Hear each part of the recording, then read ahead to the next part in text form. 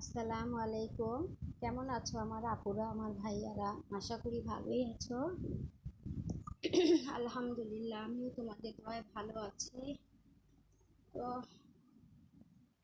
মোটামুটিভাবে ঘরটা গোছানো হয়ে গেছে। এখন রান্না বসাবো। আজকে আমি খিচুড়ি রান্না করবো আর কি, পাতলা খিচুড়ি রান্না করব। আমার হাজবেন্ড দেখো বাতিগুলো কোথায় রেখে দিয়ে গেছে, এগুলো আবার ঠিক করে রাখতে হবে। এগুলো সব গোডাউনে নিয়ে যাবে। আমি আমার এটা নতুন চ্যানেল, কিন্তু আমি 2022 সনে আমি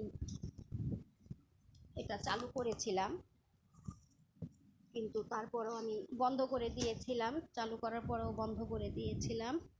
তো আবার নতুনভাবে এটা আমি চ্যানেলটা আবার চালাচ্ছি।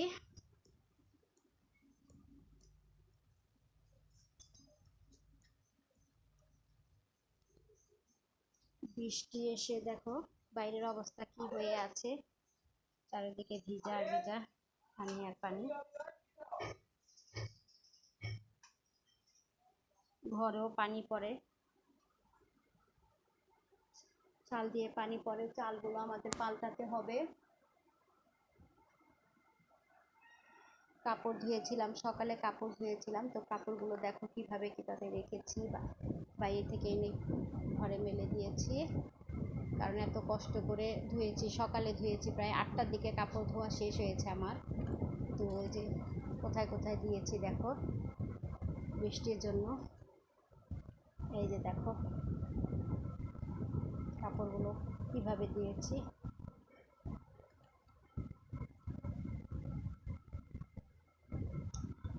চালের জমানো পানিগুলো পড়ছে, তার জন্য বাইরে আর আমি কাপড় দিলাম না, ঘরে রেখে দিলাম।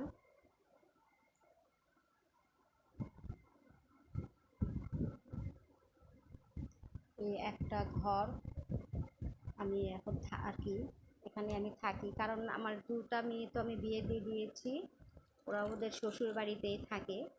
তো মাসে মাসে দুবার একবার আসে বেড়াতে। তো আমার এত প্রয়োজন পড়ে না দুটা রুমের, একটা রুমেই আমি থাকি। আর আমার ছেলে তো আগে তো মাদ্রাসায় ছিল, প্রায় 3 বছর মাদ্রাসায় পড়লো। তো আজকে 2 মাস হলো মাদ্রাসা থেকে চলে এসেছে। আসলে ভাগ্য খারাপ হলে এমনই হয়। আমি চেয়েছিলাম যে আমার ছেলেটাকে আমি কোরআনে হাফেজ বানাবো, কিন্তু আমার ছেলে সেই আশাটা আমার পূর্ণ করলো না। 8 পারা মুখস্থ করে 9 পারাতে যখন এসেছে, তখনই ওর মাথায় কি হয়েছে আল্লাহ পাকই ভালো জানে। মাদ্রাসা থেকে চলে এসেছে। অনেক চেষ্টা করেছি ওকে মাদ্রাসায় পাঠানোর জন্য, কিন্তু ও যেতে চায় না। আর ছেলে তো বড় হয়ে গেছে মাশাল্লাহ। ও এত বড় ছেলেকে তো আর মারধর করা যায় না। তারপরও ওর বাবা অনেক চেঁচামেচি করেছে, আমি অনেক চেঁচামেচি করেছি, মানুষকে দিয়ে, আমার আত্মীয় স্বজনদেরকে দিয়ে আমি অনেক ওকে লজ্জা দিয়েছি, কিন্তু তারপরও ও মানে না। কোনো ক্রমেই ও মাদ্রাসায় যাবেই না। এক কথাই বলে যে আমি মাদ্রাসায় পড়বই না, আমি ব্যবসা শিখবো, আমি কর্ম করে খাবো। তার জন্য আর কি মনে করো মাদ্রাসায় যেতেই চাচ্ছে না।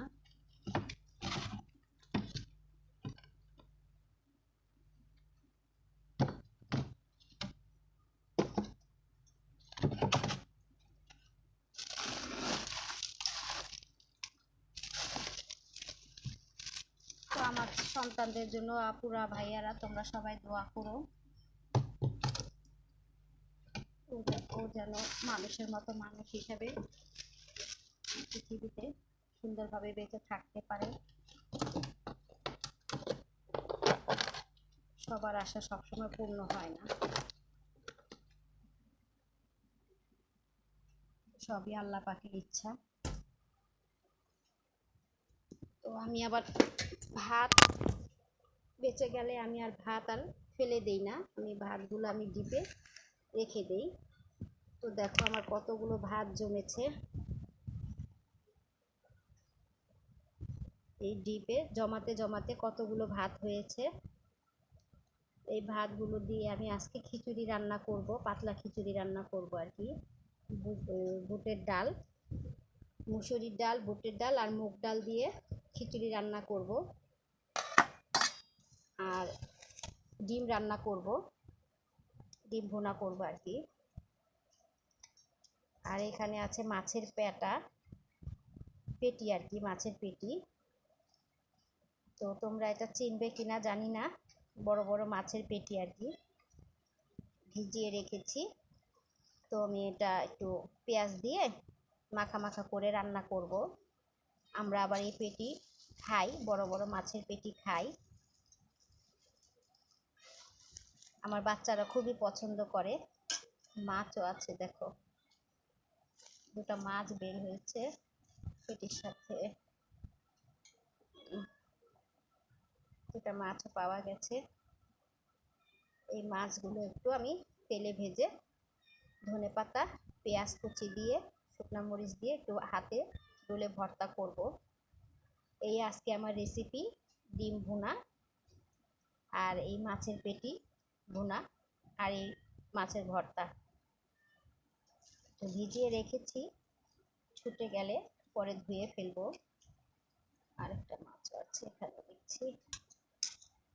তো আমার আপুরা, আমার ভাইয়ারা, তোমাদের কাছে আমার রিকোয়েস্ট রইল, সম্পূর্ণ ভিডিও দেখার জন্য অনুরোধ করছি আমি তোমাদেরকে। আমার ভিডিওগুলো সম্পূর্ণ দেখবে, যদি ভালো লাগে তো আমার আপুরা, আমার ভাইয়ারা লাইক দিয়ে সাবস্ক্রাইব করে নিও, পাশে থেকে যেও, ঠিক আছে?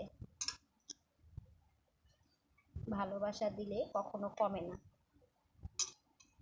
তোমরা আমাকে ভালোবেসো। আমি তো তোমাদের পরিবারের একজন অংশীদার আর কি, যাকে বলে।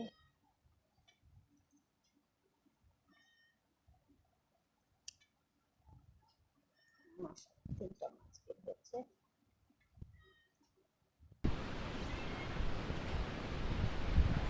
এখানে মাছের তেল আছে, মাছের তেল আর কলিজি, বেশিরভাগই মাছের কলিজি আর তেল।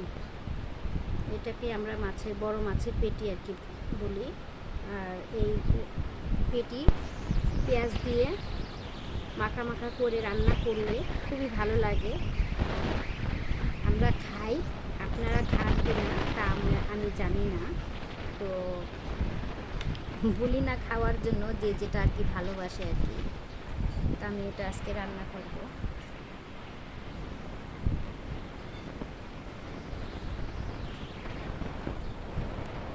পেটির অনেক দাম, পাওয়া যায় না সহজে, বাজারে পাওয়া যায় না, অনেক খুঁজে খুঁজে তারপরে নিয়ে এসেছি। খেতে ইচ্ছে করছিল তাই আনলাম আজকে।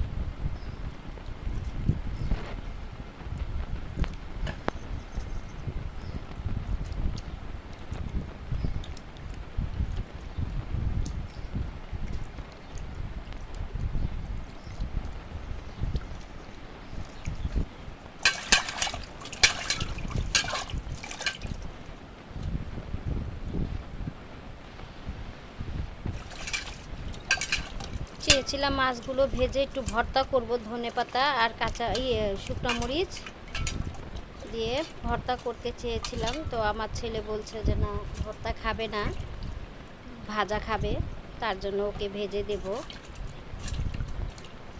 পরিকল্পনা করি একটা হয়ে যায় আরেকটা বাচ্চাদের জন্য, কী করব। এখন এত কষ্ট করে রান্না করি, যদি বাচ্চারা যদি না খেতে পারে তাহলে তো রান্না করে কোনো লাভ নেই। মাছ যতই ধুবো ততই শুধু ময়লা বের হতেই থাকবে, ময়লা পানি।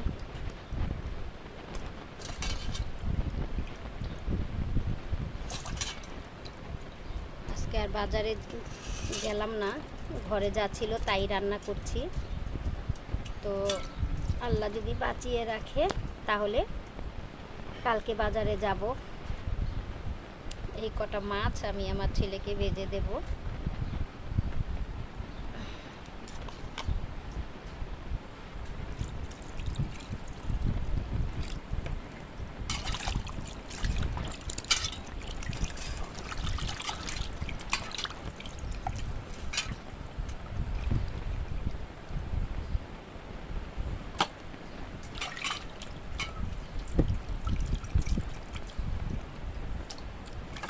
অনেক ধুতে হয় আর কি, অনেক ধোয়া লাগে। যত ধোবো ততই ময়লা পানি বের হতেই থাকে।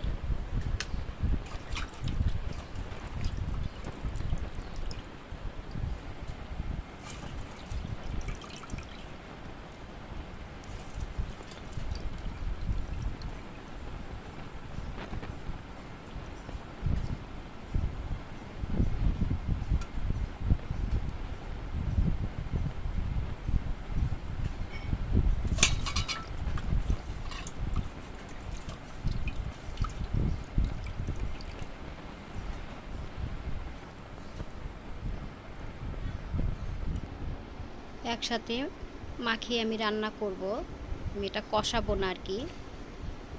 ভাতটা এখানে দিয়ে দিয়েছি, এখন আমি ডালগুলো দেব। মুসুরির ডাল আর মুগের ডাল। তো বুটের ডাল আনতে পারলাম না, বৃষ্টির জন্য আর যাওয়া হয়নি। তো মুগ ডাল আর মুসুরি ডাল দিয়েই আমি রান্না করব। তো এই ডিপে রাখার কারণে ভাতগুলো কেমন ভেঙে গেছে। তো এই ভাঙা ভাতে মানে খিচুড়িটা রান্না করলে মাখা মাখা হয়, খেতেও ভালো লাগে। তা আমি এভাবেই প্রায় আমি রান্না করি। ভাত আমি ফেলে দিই না, কারণ ভাত ফেলে দেওয়া ভালো না। আজকে ভালো আছি, কালকে হয়তো খারাপও থাকতে পারি, তাই না? আল্লাহ কখন কাকে কিভাবে রাখে কেউ বলতে পারে না। তো বুঝে শুনে চলা ভালো, আর বুঝে শুনেই খাওয়া ভালো।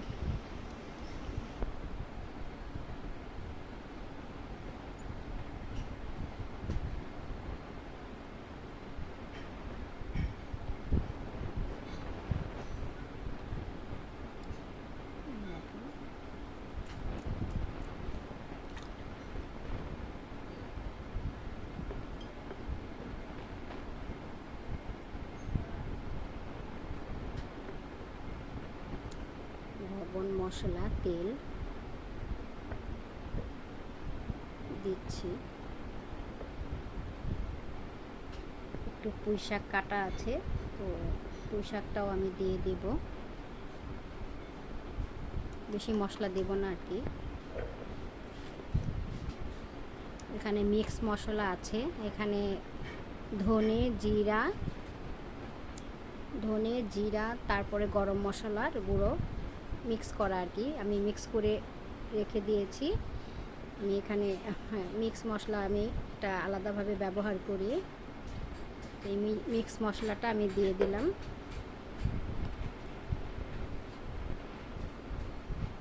একটু সামান্য পরিমাণ মরিচের গুঁড়া দিয়ে দিলাম।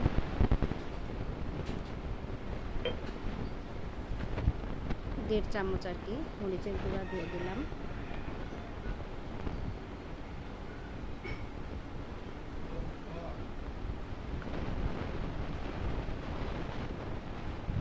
এখন আমি কষিয়ে নেব। আমি আবার টমেটো সিদ্ধ করে ডিপে রেখে দিই, যখন আমার প্রয়োজন পড়ে তখন আমি এই সিদ্ধ টমেটোগুলো নিয়ে তারপরে যেটা দেওয়ার প্রয়োজন সেটাই দেই। তো এখন আমি টমেটোগুলো একটু খিচুড়িতে দেব।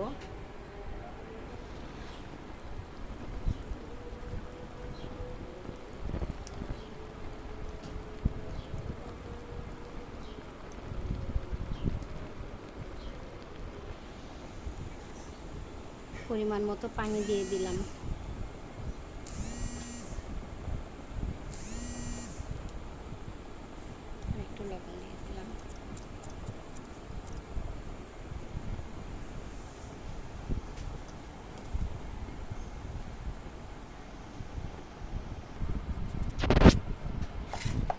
আমি মাছের পেটি রান্না করব, এখানে মশলা দিয়ে দিলাম, মাখিয়ে বসায় দেবো আর কি।